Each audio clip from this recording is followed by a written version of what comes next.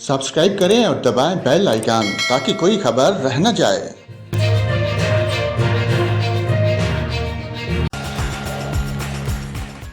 अस्सलाम वालेकुम नाज़रीन, यहाँ पर आपको आगाह करें, दरियाए सिंध में सैलाब का खतरा है। इस हवाले से लाहौर से provincial disaster management authority PDMA ने अलर्ट जारी कर दिया।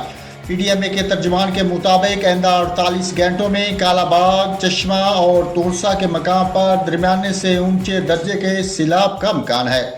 तर्जुमान ने बताया कि सैलाब से मियांवाली, बखर, डिजी खान, लिया, मुजफ्फरगढ़, राजनपुर और रहीम यार खान के इलाके मुतासर हो सकते हैं, जबकि कोस सुलेमान और साल्ट रेंज से मुंसलिक नदी नालों में पानी की सतह बुलंद हो सकती है, जिससे सैलाब का खतरा है।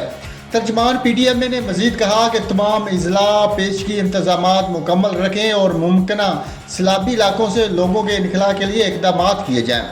दूसरी जानिब मुजफ्फरगढ़ के डिप्टी कमिश्नर के मुताबिक दरिया सिंध में इंतहाई ऊंचे दर्जे के सैलाब का खतरा है। उन्होंने कहा कि दरिया सिंध में पानी का बहाव 7 लाख क्यूसेक तक बढ़ने का इम्कान है।